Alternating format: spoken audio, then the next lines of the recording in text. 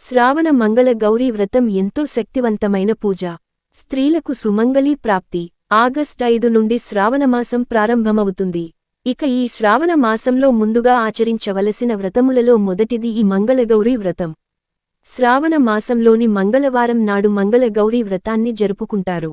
ఈ నెలలో వచ్చే 4 మంగళవారాలు మంగళగౌరీని పూజించాలి. పార్వతి దేవికి మరొక పేరు మంగళగౌరీ. ముత్తైదువలు ఈ వ్రతాన్ని చేస్తారు. ఈ వ్రతాన్ని ఆచరించడం వల్ల మహిళలకు సౌభాగ్యకరమైన ఐదవతనం కలకాలం నిలుస్తుంది. ఈ వ్రతాన్ని ఆచరించడం వల్ల ఆ గౌరీదేవి మీ కోరికలన్నీ నెరవేరుస్తుంది. కష్టాల నుంచి మీకు విముక్తి లభిస్తుంది. భర్త దీర్ఘాయువుగా ఉండాలని వివాహమైన ఆడవాళ్లు ఈ వ్రతాన్ని ఆచరిస్తారు. వివాహం కాని స్త్రీలు కూడా తాము కోరుకున్న భాగస్వామిని పొందటం కోసం మంగళగౌరీ వ్రతాన్ని చేసుకోవచ్చు. మంగళగౌరీ వ్రతాన్ని చేసుకునేవాళ్లు శ్రావణ మంగళవారం రోజున సూర్యోదయం కంటే ముందే నిద్రలేచి తలస్నానం చేయాలి. మంగళగౌరీ వ్రతాన్ని చేసే స్త్రీలు ఎరుపు రంగు బట్టలను ధరిస్తే చాలా మంచిది. మీ ఇల్లంతా శుభ్రం చేసుకుని ఇంట్లో పసుపు నీళ్లు చల్లుకోవాలి. మీ ఇంటి గుమ్మానికి కూడా పసుపు కుంకుమలు పెట్టుకోవాలి. మీ పూజ గదిని కూడా పువ్వులతో అలంకరించుకోవాలి. మీ పూజ గదిలో ఉన్న శివపార్వతుల పటానికి గంధం బొట్లు పెట్టి మీ దగ్గర ఉన్న నగలతో అలాగే పూలతో శివపార్వతుల పటాన్ని నిండుగా అలంకరించుకోవాలి. మీ మనసులో శివపార్వతులను స్మరించుకుంటూ పూజ ప్రారంభించాలి. ఈ వ్రతాన్ని ఆచరించేవారు అమ్మవారి రూపును మీ పూజ గదిలో ప్రతిష్ఠించి పూజ చేసుకోవచ్చు. లేదా గౌరీదేవి అమ్మవారిని స్వయంగా మనమే తయారు చేసుకోవచ్చు. పూజ ప్రారంభించే ముందు ఒక ప్లేట్లో కొంచెం పసుపు వేసి అందులో కొన్ని పాలు పోసుకుంటూ పసుపు ముద్దలాగా తయారు చేసుకోవాలి.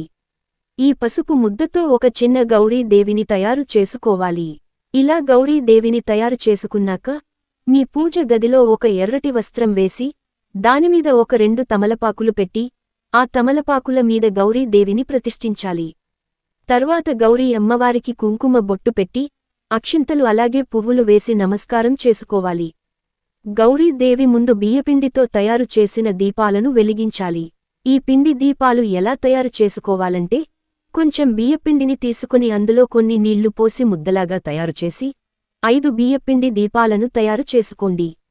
తర్వాత ఈ 5 పిండి దీపాలకు పసుపు రాసి కుంకుమ బొట్లు పెట్టి దీపంలో నువ్వుల నూనెను పోసి ప్రతి దీపంలో 5 వత్తులను వేసి దీపాన్ని వెలిగించాలి. తర్వాత గౌరీదేవి ముందు తాంబూలం సమర్పించి అమ్మవారికి నమస్కారం చేయండి. ఇక అమ్మవారి పూజలో నైవేద్యంగా మీ శక్తి కొద్దీ నివేదించండి. ముఖ్యంగా గౌరీదేవి పూజలో పరమాన్నం, పచ్చి శనగలు అలాగే అరటిపండ్లు తప్పకుండా ఉండాలి. త్వరగా అమ్మవారికి హారతి ఇచ్చి సాంబ్రాణి ధూపం వేసి మీ కుటుంబంలో సుఖసంతోషాలను ఇవ్వమని అమ్మవారికి నమస్కారం చేసుకుని 3 ప్రదక్షిణలు చేయండి. చివరగా గౌరీదేవికి మీ సంకల్పాన్ని చెప్పుకొని ఒక కొబ్బరికాయను పగలగొట్టండి. గౌరీదేవి వ్రతాన్ని చేసేవాళ్లు ఆహారంలో ఉల్లిపాయ వెల్లుల్లి లేకుండా చేసుకోవాలి. పూర్వం ఈ మంగళ గౌరీ వ్రతాన్ని సావిత్రిదేవి అలాగే ద్రౌపదీదేవి కూడా ఆచరించారట.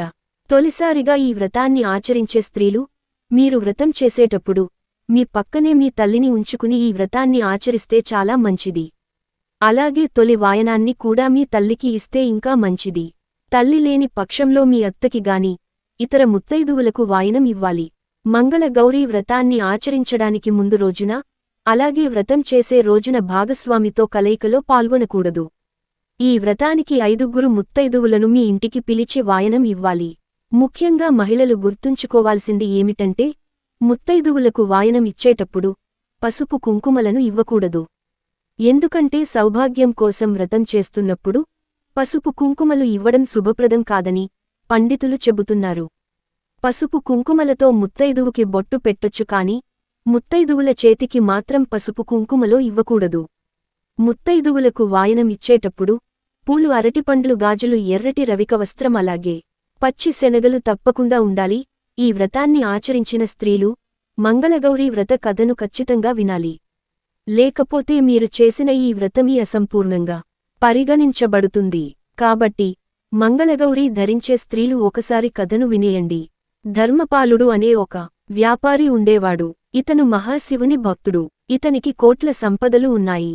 ఈ ధర్మపలుడు ఒక సద్గుణ వధువును వివాహం చేసుకున్నాడు. అయితే పెళ్ళయి చాలా ఏళ్లైనా ఈ దంపతులకు సంతానం కలగలేదు.